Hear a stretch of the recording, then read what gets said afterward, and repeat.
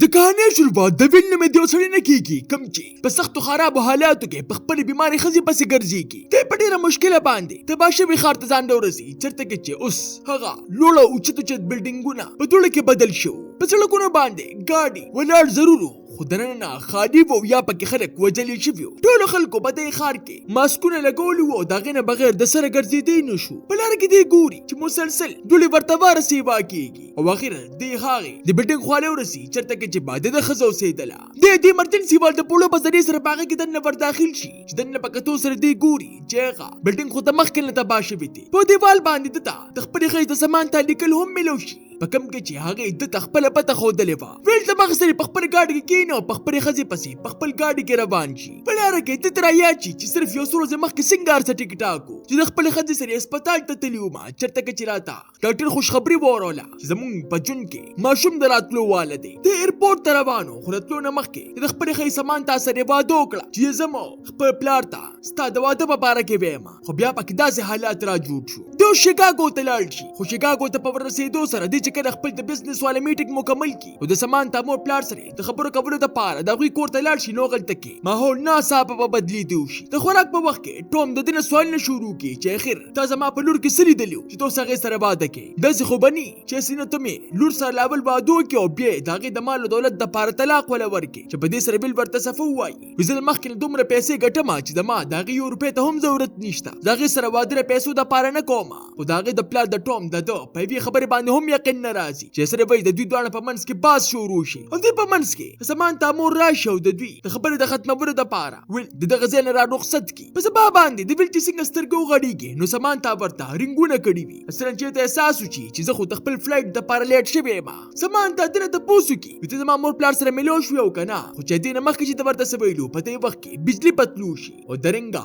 عجیب आवाजونه راتل شروع شي چې سره وجه رنګ کټ شي او هغه ته د تاړه هیڅ قسمه څه جواب ملو نشي ایرپورټ ته پر رسیدو سره ته پته ولګي چې ناسا په ټول پټونه فلایټونه کینسل کړي دي او په خبرونو کې هم بار دا ویل کیږي چې کیلیفورنیا په خوا کې ډیره خطرناک زلزلہ راغلې ده لغون د وخت پس د خبرونو سګنل هم لاړ شي چې اوس ایرپورټ په مکمله توګه باندې په تیار کې بدل شي هغه ټکی ویل ځان د پاره ټیکسي را رواني کو سیده پسیده د سامان ته د مور پلار کور ته لاړ شي چرته کې چې غوي تا ایرپورټ سره تو حال وای پاسمان کې د فوجانو جزونه تابېدل را تابېدل چې په دې سره کوم فیصله وکړي چې زما اوس خپل لور سامان ته پیدا کوم او دا خزه به مې په کور کې وي ویلو ټام اوس دوه نوځه په سامان ته پسې بګرځېدو شي چې په لار کې دوی ویني چې ټول سړکونه خو د رشته وجه بند شوي دي آنلاین نقشو هم کار پرې ښودلو او خلکو بغیر د پیسو نه د خلکو دکانونه لوټ کول ولې چې هر چا سره دا غم چې قد دراتلو واله دي دوی کله پټرول پمپ دورسي نو غلطه کې څه خلک دوی سره په جګړه شدید پاره چې جګړه را سره دوی واچي یو بونګ ته نه گاډي واخلو خو د موقع په ملاوي سره ټوم پاغوي پسې ټوپک رو باسي او هغوی دا غزینا باغ اختیار کی په لار کې په موټرې باندې د تلو په وخت کې دوی د آرمي والا ودري چې ټوم هغوی ته لمغه سره په مینتون شي وې دې زینا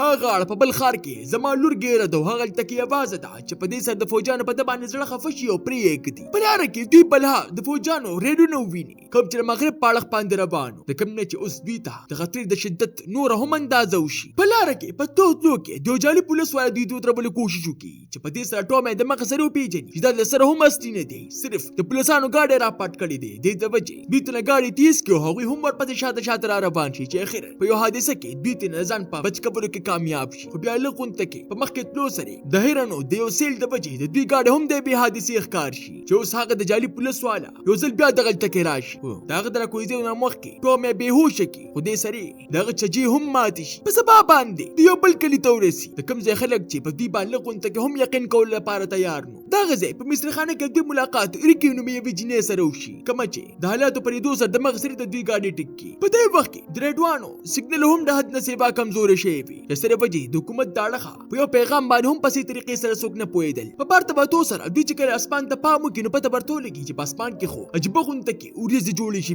د کوم نه چې دا صفه پته لګي چې چرته راغټه حادثه کې دوه والده د ټوم حالت ورته بار په خرابې دو نو په دې حالاتو کې هم رکیلا د سیوا پیسو پیشکش ورګې دي د پاره خبره چې موږ سره تلاړه شو چې کله راته هم گاډي خرابېږي چې ته را لټکې د شپې په وخت کې دی په یو گاډي پسې شاته روان شي د پاره چې لار رانه غلطه نشي خو چې کله ریکی خپل د پته والا غړې روباسي نو دا غیستنه پتیزه سره پړقېدو شي د کم نه چې دا اندازو شي چې زمکه ټول سیستم لقېدلې دي نه صاحب په دې وخت کې د گاډي په خپل منځ کې جنگيږي دوانه د سړک نه غاړه وغورځيږي او چې کله دی دا گاډو خواله ورشي نو ګوري چې باغې کې زیاتره خلک وجلي شي باقي صرف یو کس ژوند دی کم چې تر دې حد پورې زخمي چې خبره نه شوي کولی ریکی دې ته وایي ویرازه چې د هسپتال ته بوزي خو ټوم ورته په دې خبره باندې انکار وکړي هسپتال د دې ځای نه ډېر زیات لرې دی او که چېرې موږ دې اوس روان کړو نو دې به راته په لاره کې مړ شي ښه دا ده چې موږ د مغز سره دې ځای نه ځان وباسو په لاره کې په دې باندې یو خطرناک طوفان راشي چې څه له وجې اسماني بجلي به غورځېدو شي چې د هغې د ځان د بچ کولو دپاره دوی د یو پل د لاندې نه پناه واخلي په سبا باندې چې کله موسم له غونډه کې بهتر شي نو دوی یو ځل بیا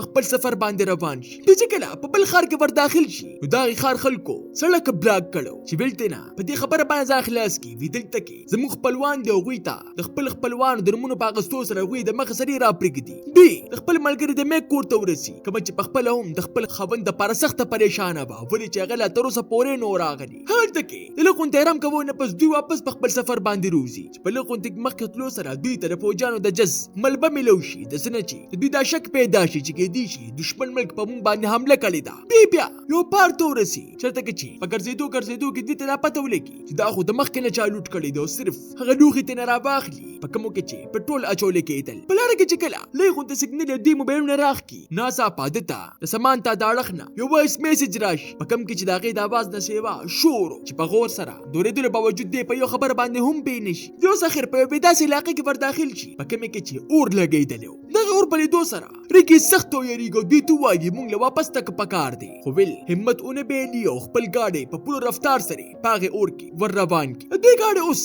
د اور او د دوړو په منځ کې ور روان و چې اخر دوی په سناس طریقې سره دغه علاقې نه ځان وباسي په مخکې تلو سره په هغه سخت وخت کې دوی ته یوه ښځه میلو شي کومه چې دوی نه مسلسل مرسته غواړي ولې چې د هغې د گاډي ټیر پنچر شوی و ویل ورکي دا غواړي چې موږ د هغې سره مرسته وکړو خو ناڅاپه د بار ته وتو سره دوی څه کسان د ټوپکو په زور باندې ودرې چې د کوم نه دوی ته اندازه وشي چې دا ښځه په اصل کې دغې کسانو مجبوره کړې وه چې چا گاډي ودرپه هغه کسان د دوی نه د پټرول د اخیستو کوشش شروع کړي چې ویل د هغوی سره مقابله شروع کړي خو کسان چونکې ډېر وو د وجې د دوی نه په زوره باندې پټرول واخلي او د ټوم د زخمي کوو نه پس سیده دغه ځای نه روان شي ویل د دې هر څه باوجود هغې ښځې ته پیشکش وکړي ویرازه ته موږ سره لاړه شه او هغې سره د خپل بیوشه خاوند غم و په دې وخت کې هغه ډاکوان په دوی په اشاره شاته را روان شي او د شا د اړخ نه دوی ته درولو دپاره په دوی باندې ډزې هم کوي چې ویل د خپل مهارت په استعمالولو سره لاول د خپل گاډي ورسره وجنګوي او بیا ریکی دا کسانو د گاډي په ټایرونو باندې ډزې وکړي د سره وایي چې هغه ووړي دغه گاډي نه اوس پټرول روان شي چې سره بچي دوی ته نه ځان دې خوا کې او په هغې کې یوه داسې دماکه وشي چې گاډي سره دغه کسانو تباه شي د دې واقعې نه پس ریکی سخته خفه شي ولې چې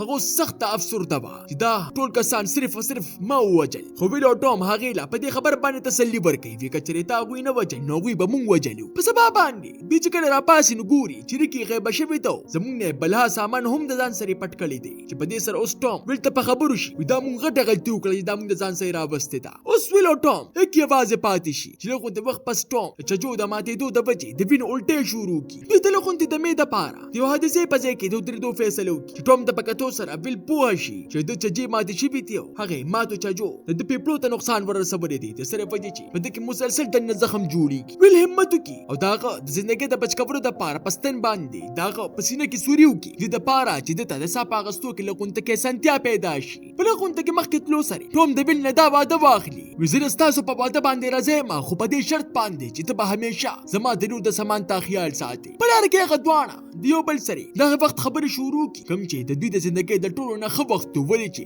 دوی دواړو ته داسې لګېدل چې اوس زموږ دواړو زندګي د ختمېدو واله ده په تلو تلو کې په دې دواړو باندې شپه راشي چې په یو پول باندې تېرېدو په وخت کې سره وسلې والا کسان د دوی لاره ونیوي ویل هغوی ته ډېرې مینت وکړي خو هغوی په خبره باندې پوهېدو والا نه وي د سره وجې چې ویل گاډي راشاته کړي او د هغوی نه په بچ کېدو کې کامیاب شي خو په دې وخت کې د ټوم حالت تر دې حده پورې خراب شوی چې ړقېدو د وجې هغه باقي دغه درد برداشت نه کړلی شو او هم د ګاډي په شاتني سیټ کې ساه ورکړي ویل ګاډي ودرېږي په ګاډي کې کې د ټوم لاش ته پکتو شي، خو په دې وخت کې د سره د غم د منابخلو وخت هم نو، ولې چې اوس د ګاډ هم خراب شوی. په دې وخت کې دی تر دې حد پورې غوسه وو په غم کې ډوبو چې هغه د ټوم لاش د ښخ کېدو د بچ کولو لپاره په ګاډي باندې پټرول واړي او اور ورته کی، ولې چې د سره په دې وخت کې دا واحد لار وه. په سبا باندې دی پیدل خپل سفر شروع کی چې تلو په وخت کې په د باندې بلها ګاډي تیر شي، خو یو ور لاواز هم ورنکي. خو اخر یو خاندان د سره د مرستې کولو فیصله وکړي، خو دې سره هغوی د دنه تمانچه هم واخلي. ها خلک ویل ځان سره د خپل مور او پلار کور ته بوځي، چې هلته کې په رسېدو سره د هغوی ته وایي چې تاسو